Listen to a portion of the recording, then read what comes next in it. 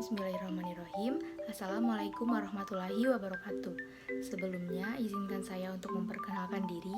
Perkenalkan, nama saya Chelsea Marola dengan NIM 2009464 dari kelas 2D, Program Studi Pendidikan Guru Sekolah Dasar, Fakultas Ilmu Pendidikan, Universitas Pendidikan Indonesia.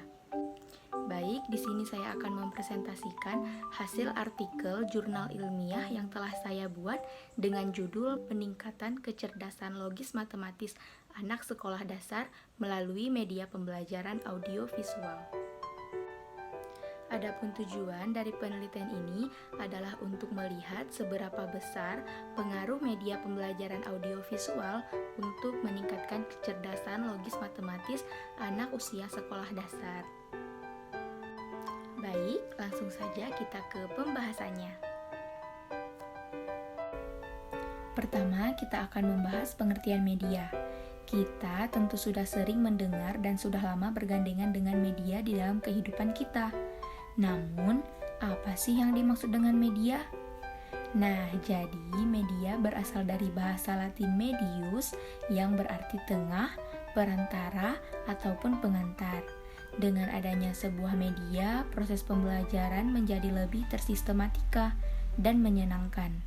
Terdapat berbagai media di dalam kehidupan, salah satunya adalah media pembelajaran. Lalu, apa sih yang dimaksud dengan media pembelajaran itu sendiri? Nah, jadi menurut Scrum pada tahun 1977 dalam Rudi dan Cepi tahun 2008 halaman 6, media pembelajaran merupakan sebuah teknologi yang membawa pesan dan bisa dimanfaatkan dalam keperluan pembelajaran. Sedangkan menurut MC Kwon dalam bukunya yang berjudul Audiovisual Aids to Instruction mengemukakan bahwa ada 4 fungsi media, yaitu yang pertama, mengubah titik berat pendidikan formal. Yang kedua, membangkitkan motivasi belajar. Yang ketiga, memberikan kejelasan di dalam pembelajaran. Dan yang terakhir, memberikan stimulasi belajar. Selanjutnya, kita akan membahas jenis media. Nah, ada berbagai jenis media pembelajaran, antara lain media visual, media audio, projected still media, dan media audiovisual. Nah, pada pembahasan kali ini, kita akan membahas terkait media audiovisual. Jadi, media audiovisual adalah media yang dalam menyampaikan pesannya bisa diterima baik oleh indera penglihatan maupun pendengaran.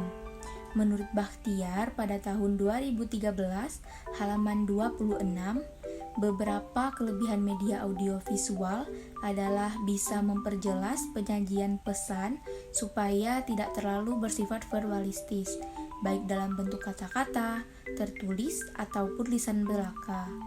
Kemudian bisa mengatasi perbatasan ruang, waktu, dan daya indera.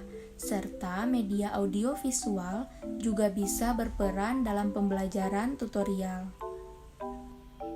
Selanjutnya ada metode yang saya lakukan di dalam penelitian ini. Akibat adanya COVID-19 menyebabkan keterbatasan jumlah peserta yang bisa diuji.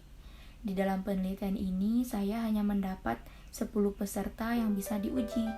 Adapun peserta tersebut merupakan anak-anak tingkat kelas tinggi dan rendah. Sehingga dalam penelitian ini kita bisa melihat pengaruh media pembelajaran audiovisual baik untuk anak kelas tinggi maupun anak kelas rendah.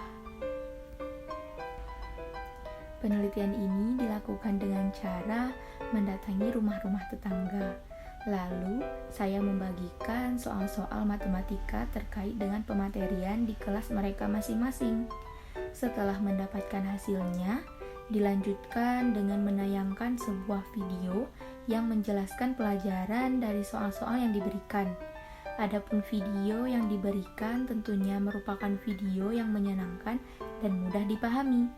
Setelah ditayangkan beberapa video, dilanjutkan dengan membagikan soal-soal yang materinya sama, namun pertanyaannya berbeda.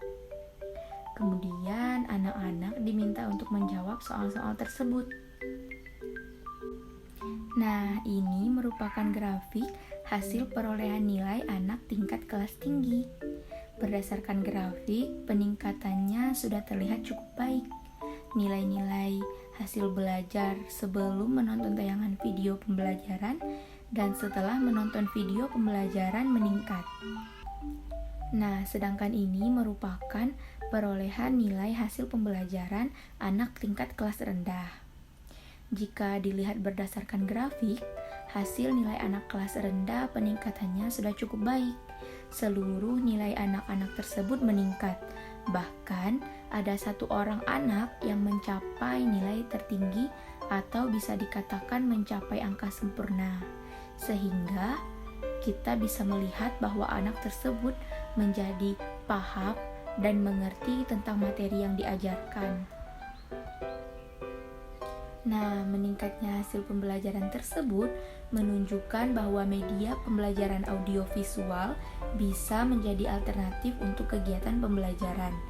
Namun, untuk terus meningkatkan kecerdasan anak, proses ini tetap harus dilakukan secara berulang-ulang, tidak bisa hanya dilakukan sekali saja. Perlu diingat bahwa kegiatan ini juga tidak boleh dilakukan setiap hari, karena ada kemungkinan anak akan merasa bosan, sehingga harus diselingi antara menggunakan media pembelajaran audiovisual ataupun media-media yang lainnya. Sekian penyampaian presentasi dari saya.